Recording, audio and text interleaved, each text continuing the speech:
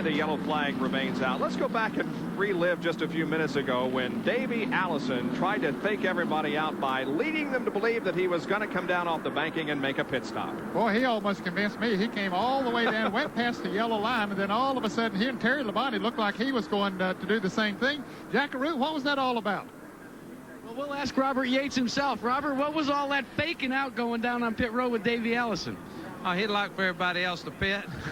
But, you know, as long we've run over some debris before and had to bet on tires, it's really not a tire race. We don't, you know, we could run probably 500 miles on the tires, but these are working pretty good now. We need to stay in there with Morgan. He's awful strong. Well, we've talked to the faker. Let's talk to the fakie now. Let's check in with Jerry Punch.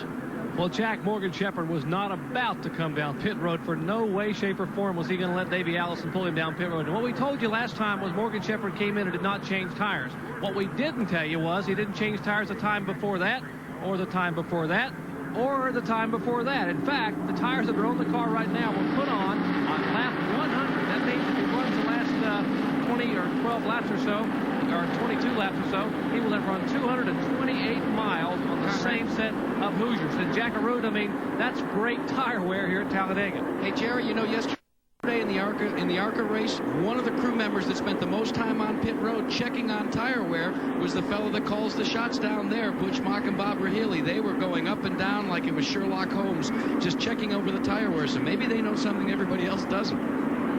Well, we're going to see how all this shakes out here in just a moment as the pace car has its lights off, and he'll be ducking into the pit area and will not be faking anybody out. He will indeed be coming in as the field now begins to build up momentum and take the green flag for the start. There are 20 cars on the lead lap.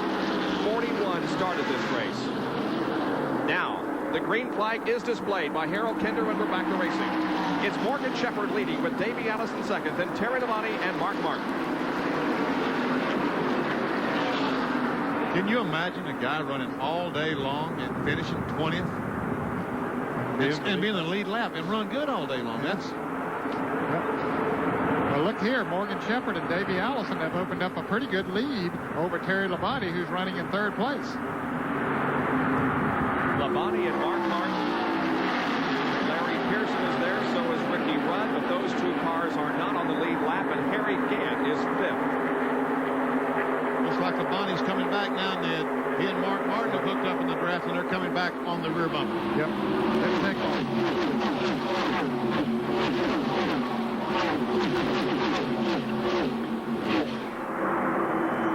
Tell you what, when we had that speed shot, you can tell how fast those cars are going, can't you? They zip by pretty quickly, don't they? 4 cars, and I think it's going to be decided between these 4 cars unless we have another caution flag, because Ned, oh, here comes Harry Gant. Maybe he can run them down. Yep, Harry come out of that pack back there in a hurry. He was caught behind a couple of lap cars. Here's Davey Allison now trying to go for the lead. Nope, couldn't quite do it that time. But Gant is definitely gaining on him, and I think he will be a factor. They're the top 4 cars, and now we see Harry Gant also closing in quickly on the lead draft. And here is the view that Harry has as they go into the tri-oval. That's Mark Martin right ahead of him. And that is Harry on the Sunday afternoon drive at Talladega at over 195 miles an hour. Look how straight that right leg is. He's got that thing all the way to the floorboard, and you won't see it come up as we watched Rusty Wallace earlier in the race. And it looks so easy, Benny. It does look easy, doesn't it? And you know, the physical thing is not that difficult at Talladega, but it's what's going through his mind that's what's hard. Hey, how can I catch these guys? How can I get by them? Well, he's caught him. Now how does he get by him? That's the thing. That's the challenge that faces Harry Gant, but indeed, he has moved into fifth position. Dale Earnhardt in this group of cars here. Also Ken Schrader, Darrell Waltrip, Alan Kulwicki. These guys are now in the crossing the line, or about to cross the line. They are maybe, what? 3 seconds. Well, 3 seconds. Behind. Now, just before this last caution came out, those 3 cars of Earnhardt, Schrader, and Waltrip had hooked up together, and they were gaining on the front-running cars, but they got caught back in traffic there this time, and They got a lot of gain to do in a shorter period of time. Now, if the front cars, we see these cars, oh, here comes Schrader. He's trying to pass. That's going to slow him down just a little bit. But if Schrader's that much faster, maybe he will take him a little bit faster than Earnhardt can. But if those cars in front stay hooked up and stay in line, I don't think these guys will ever catch him. Oh, trouble up in turn 4. We have a crash. First major crash of the afternoon, as a matter of fact, in turn number 4. You can see several cars spinning off the track, including Richard Petty. Ernie Irvan has also spun. A major crash here. Michael Waltrip in the yellow car is involved and has suffered some damage.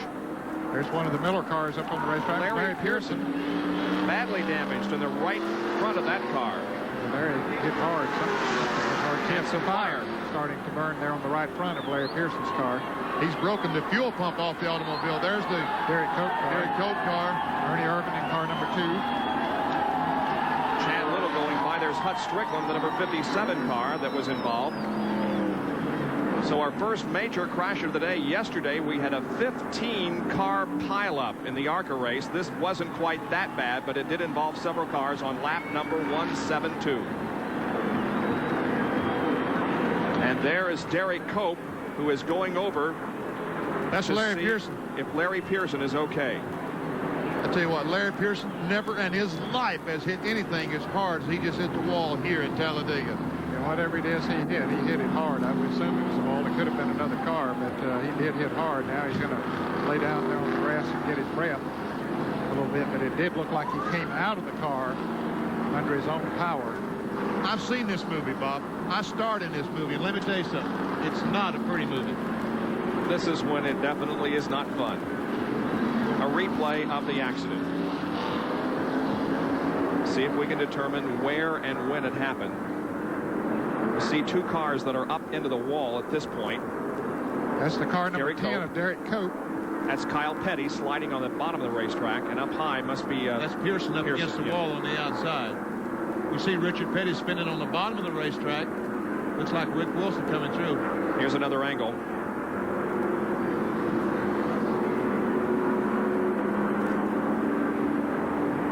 Michael Waltrip into the wall, and he comes back into the Pearson car, and there's where Pearson hit the car's wall so hard, and you can see fire at that point also coming out of the car. That was definitely the best angle of that crash.